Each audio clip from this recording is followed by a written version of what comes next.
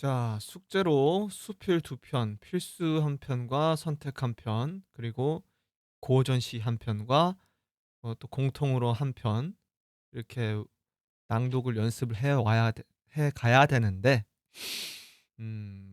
일단은 수필은 선택을 했으니까 수필부터 연습을 해보는 걸로 일단 진행할 거예요.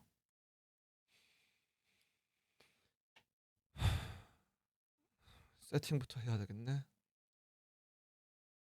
어이구, 허리와 아랫배 힘을 꽉 주고,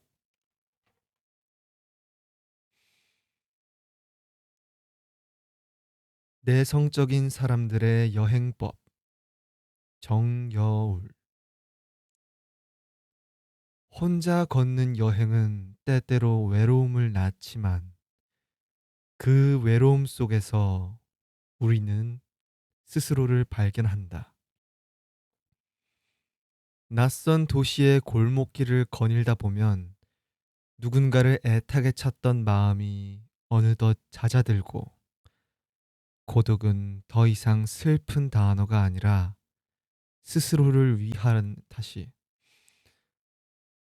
고독은 더 이상 슬픈 단어가 아니라 스스로를 위로하는 언어가 된다.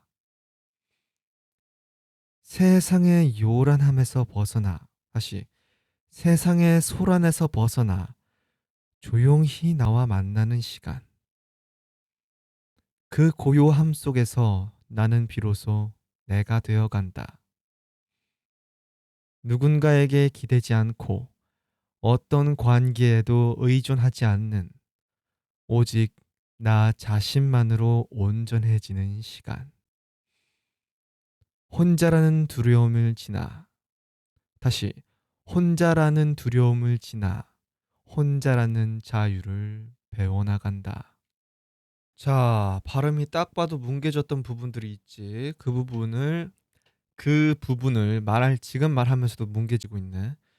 그 부분들을 유의하면서, 특히나 나는 어미가 뭉개지는 현상들이 있는 점에 유의하면서 다시 한번 읽어보자.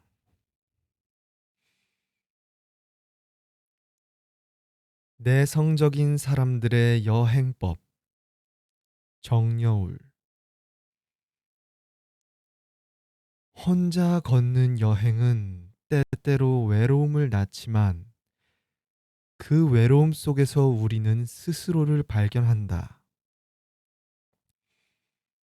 낯선 도시의 골목길을 거닐다 보면 누군가를 애타게 찾던 마음이 어느덧 잦아들고, 고독은 더 이상 슬픈 단어가 아니라 스스로를 위로하는 언어가 된다. 세상의 소란에서 벗어나 조용히 나와 만나는 시간.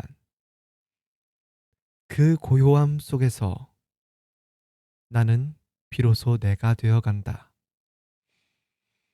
누군가에게 기대지 않고 어떤 관계에도 의존하지 않는, 오직 나 자신만으로 온전해지는 시간.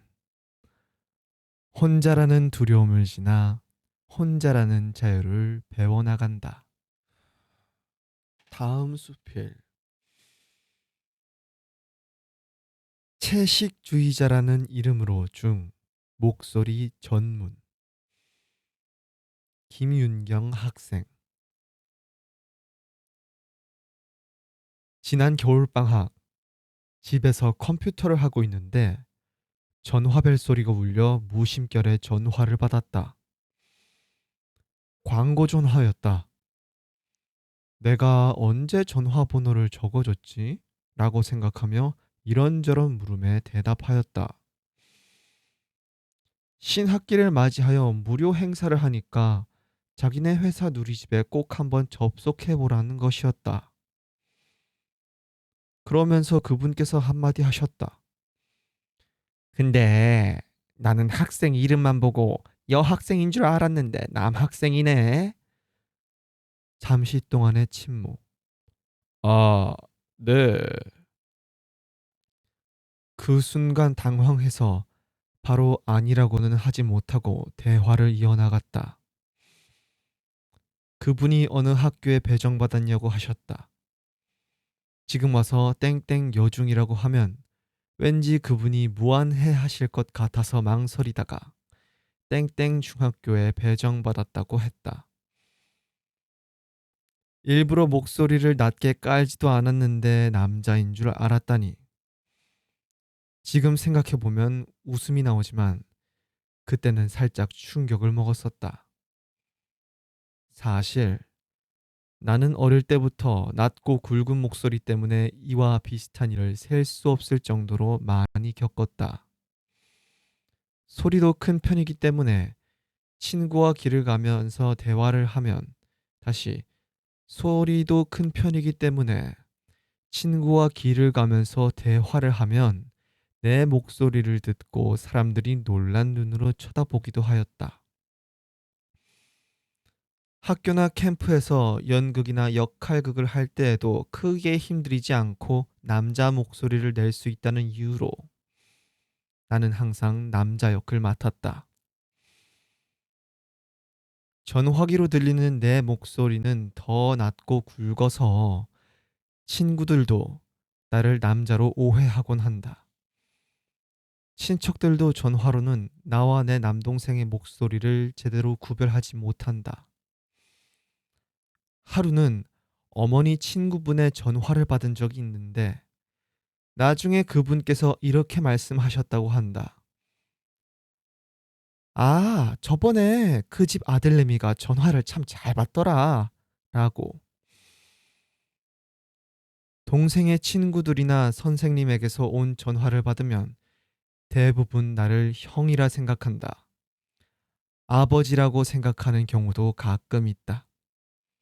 친구 집에 전화할 때면 난 거의 언제나 그 아이의 남자친구라고 오해를 받았다. 하루는 내가 장난삼아 친구에게 물었다. 다시. 하루는 내가 장난삼아 친구에게 물었다. 야, 내 목소리가 많이 특이하니? 응, 남자면 평범한데 네가 여자라서. 다시. 응, 남자면 평범한데 네가 여자라서. 이쯤 되면 다들 내 목소리가 다시. 이쯤 되면 다시. 이쯤 되면 다들 내가 목소리 때문에 고민할 거라고 생각한다. 그래서 가끔 사람들이 스트레스를 받지 않느냐고 물어보는데 그럴 때마다 나는 오히려 낮고 굵은 내 목소리에 고마움을 느낀다고 말한다. 왜냐하면 사람들에게 내 목소리에 관한 재미있는 이야기를 들려주어 분위기를 좋게 만들 수도 있고 처음 만나는 아이들과는 목소리 덕분에 더 빨리 친해질 수도 있기 때문이다. 게다가 나는 얼굴에 별다른 특징이 없기 때문에 다시 게다가 나는 얼굴에 별다른 특징이 없기 때문에 사람들은 대부분 목소리와 관련지어 나를 기억했다. 남자 같은 목소리를 가진 여자아이로 그 덕분에 학교 앞 빵집에서 일하는 언니하고 서점 아저씨와 친한 사이가 되었다. 얼마 전 인터넷 게시판에서 낮고 굵은 목소리 때문에 고민하는 여자아이가 쓴 글을 보았다.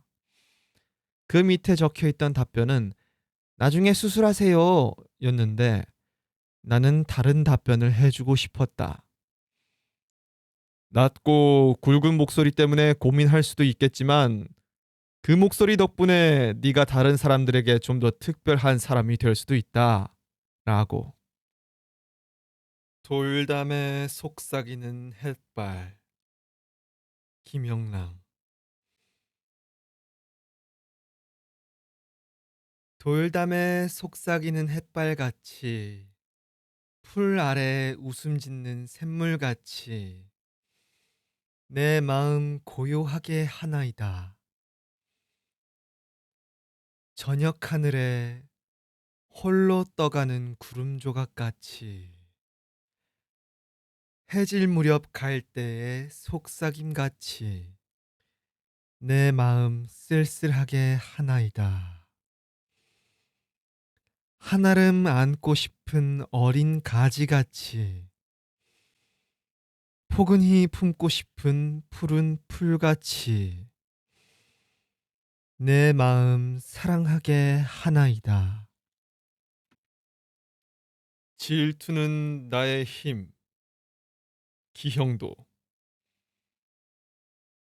아주 오랜 세월이 흐른 뒤에 다시 아주 오랜 세월이 흐른 뒤에 힘없는 책갈피는 이 종이를 떨어뜨리리.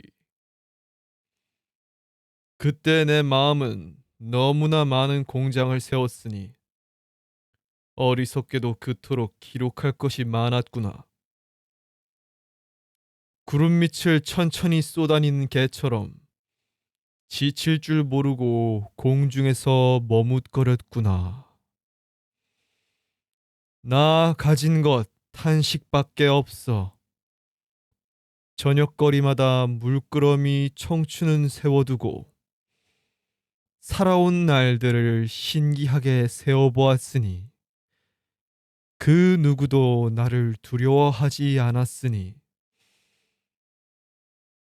그 아니 다시 내 희망의 내용은 질투뿐이었구나. 그리하여 나는 우선 여기에 짧은 글을 남겨둔다. 나의 생은 미친 듯이 사랑을 찾아 헤매었으나 단 한 번도 사랑을 하지 않았노라. 방금 했던 낮은 톤은 나한테 너무 힘든 것 같아. 그냥 편한 톤으로 다시 해봐야겠어. 세팅.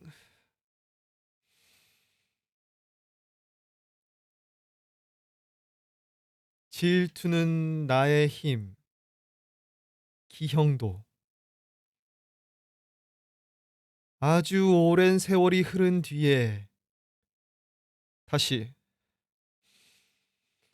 아주 오랜 세월이 흐른 뒤에 힘없는 책갈피는 이 종이를 떨어뜨리리. 그때 내 마음은 너무나 많은 공장을 세웠으니 어리석게도 그토록 기록할 것이 많았구나. 구름 밑을 천천히 쏘다니는 개처럼 지칠 줄 모르고 공중에서 머뭇거렸구나. 나 가진 것 탄식밖에 없어. 저녁 거리마다 물끄러미 청춘은 세워두고 살아온 날들을 신기하게 세어보았으니 그 누구도 나를 두려워하지 않았으니 내 희망의 내용은 질투뿐이었구나. 그리하여 나는 우선 여기에 짧은 글을 남겨둔다. 나의 생은 미친 듯이 사랑을 찾아 헤매었으나